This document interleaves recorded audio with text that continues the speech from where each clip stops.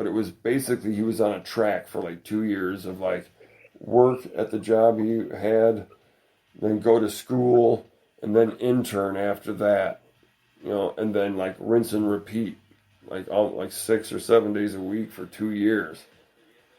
So his conception of maybe the layout of the town wasn't necessarily complete or comprehensive. So yeah, it was mostly because we just didn't know where the fuck we headed to.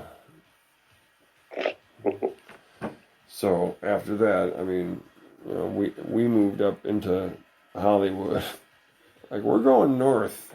In fact, we lived right at the foot of the Hollywood Hills.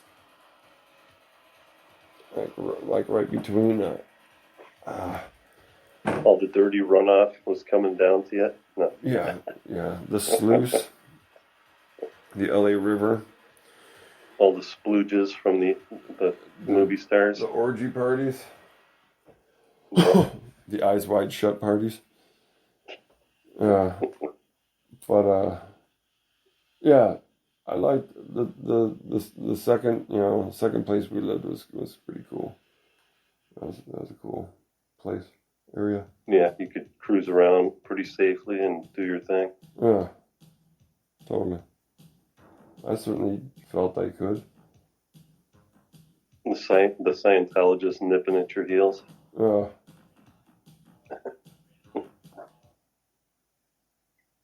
Join us, brother. Yeah, that was weird. Yeah, one of the creepiest fucking things ever, dude. With the khaki pants and the fucking button-down shirt. I'm telling you, man. Those are some people. That's some evil drone cult shit. There's no doubt about it. Fucking dude was waiting outside of Central Casting. We went there once. I went there a couple times, but Nora went once. She actually got a call. She wasn't able to go. She was already at work or some shit. But yeah, she actually got a call. I never did. And dude was waiting outside of Central Casting for people coming out. Full of that fucking bullshit, that Hollywood bullshit. And yeah, somehow, because where we lived, it was literally like a block away from the Scientology Celebrity Center on like Franklin. And literally like a block away from it. It was like this fucking wow, this crazy ass things. And I come out of my fucking apartment building, which had like a security kind of doors and shit, whatever. I came out, and there that motherfucker was, man, right on the fucking sidewalk out in front of my goddamn building. I was like, and it wasn't, whatever. Point being, a really creepy fucking set of individuals. But yeah, people that would stalk you, they have nothing better to do. Yeah, and just stalk you. Apparently, like nothing left to lose and shit. I guess I was like, what the fuck? Why are you here? Yeah, you hit rock bottom. Yeah. Recruitment. You can always turn to the fold. Yeah, is recruitment down these days? Fucking all hail Xenu, motherfucker. Eat shit. Fag. Yeah, he's kind of gay. Sounds like an interesting place. Well, it was kind of cool in a way. Like, there was an excitement about it that was something like,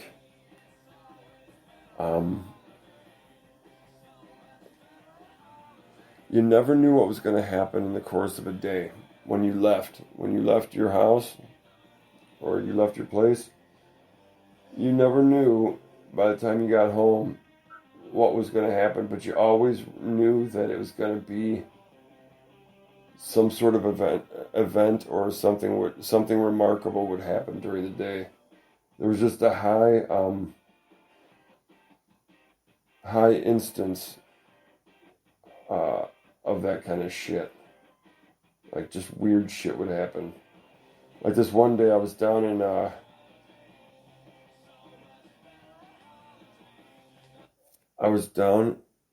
the subway, right? The red line.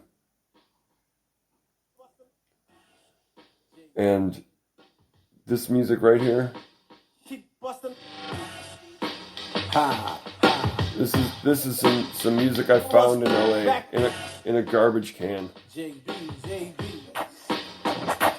Game plan. We don't stop. All right, so we'll use that as the bed. Anyway,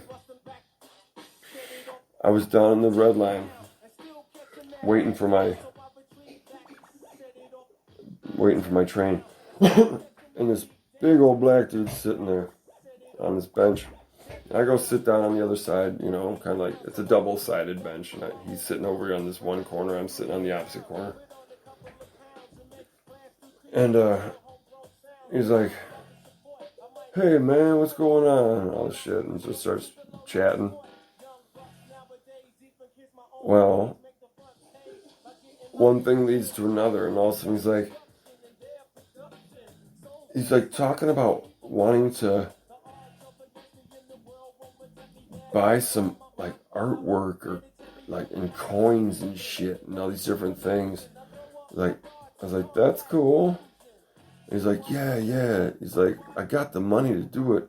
He's like, "But for some reason he personally couldn't do it." And he starts talking to me and shit. And he's like, "Yeah, man, if I paid you like X amount of money, would you be interested in making these purchases for me?" He's like, "You know, you'll have the funds will be provided for you to do it." He's like, basically, I was going to be like the fucking, I don't know, the face man. Oh, that's what they do to do like drug deals and shit. Oh yeah. Yeah, it's like a setup. Oh fuck yeah. You're just the mule. Yeah. Oh yeah.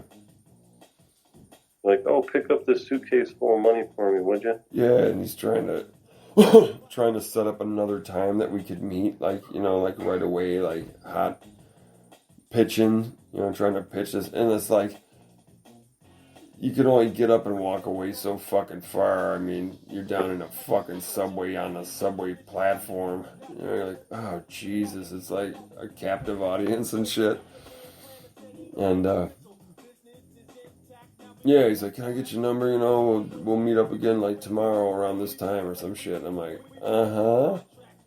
I gave him a fake number and shit. I'm like, "Sure." I'm like, I don't have my phone with me, but here's my number. Oh, what are you gonna do? "Sure, pal. Let's meet up tomorrow." Sounds good. Should just jank them. Oh, let me see that money. Let me see that money, son. Be like, "Thanks," and just get on the subway and fucking bail. So do you have some of this? Do you have some of it with you, or do you have the money with you? Yeah. Fuck it. Time it so you flick them off as you're pulling away. Fuck you. It's like, "Motherfucker." Take the money and then fucking kick down on the side of his knee as hard as you can. Blah! I'm trying to snap that son of a bitch. Later, fuckface. Jump on the fucking red line. I'm out. I'm telling you, man, shit got to the point in LA where, you know, those kinds of thoughts were not like, they were not nearly as far from my mind as they would be today. Thoughts of fucking murder. Sounds sketchy. Oh, it was, man. I can see how people fucking get crunched up there. Forget who the fuck they are. I can see that. Bunch of parasites feeding off each other. Yeah. Parasites crawling all over each other. Even down to the fucking photographer who fucking stopped me outside the Ralphs and shit, and said he'd give me like a full set of prints of a black and white session, like photo session, which I did actually. I have some fucking, and he was the son of a he was the son of an artist, an expert in lighting, I think for film in China. Was he Chinese? It's empeño. Something Asian, Korean maybe. I can't remember. It was some maybe not even that, but it was an Asian. He was of Asian descent. Bobby Empeño. I'm putting it out there on you, Bobby, on the ones and zeros forever, motherfucker. Anyway, Promoting you.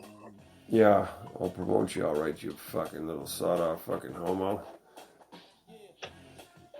But yeah, I'm like, man, I don't need to be in like the high fashion underwear and shit that you're trying to get me to fucking put on and shit. I ain't. Oh no. Like, fuck all that.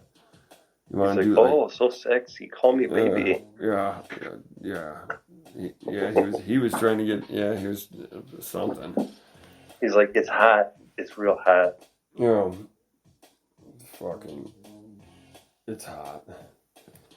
But I said, well, torso shots or whatever, portraiture, that's cool.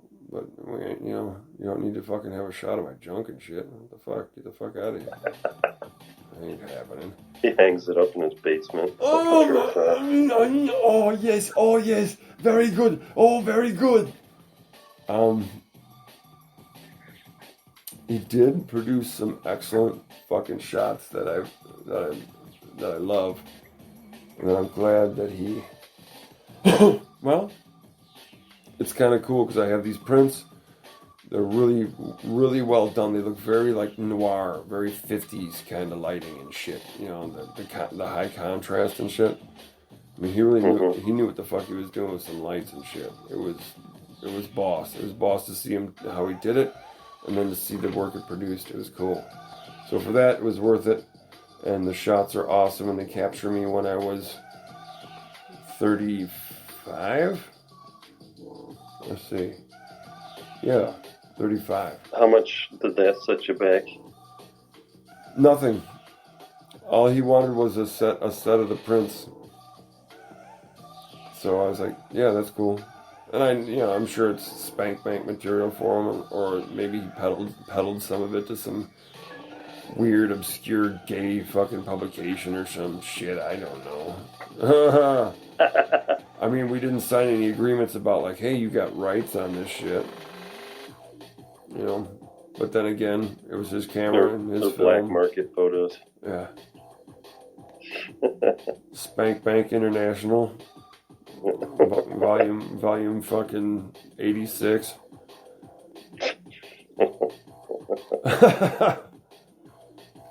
But the shots are great. They look very like I said, very noir, very like classic Hollywood. Like he had this black leather. Yeah, I think I've seen a couple of them. Yeah, he had this black leather jacket, and I have it all like pulled up close to the collar, and he's like, he's like doing that like purse your lips like kind of shit, for dramatic effect. It was cool. It was fun. I learned something from him. Mostly I learned what it felt like if you were just some sort of piece of meat that really was trying your ass off to break through into that kind of, career. And what it would feel like to get worked over by some greasy fuckwad. Although, I mean, Bobby didn't try anything untoward.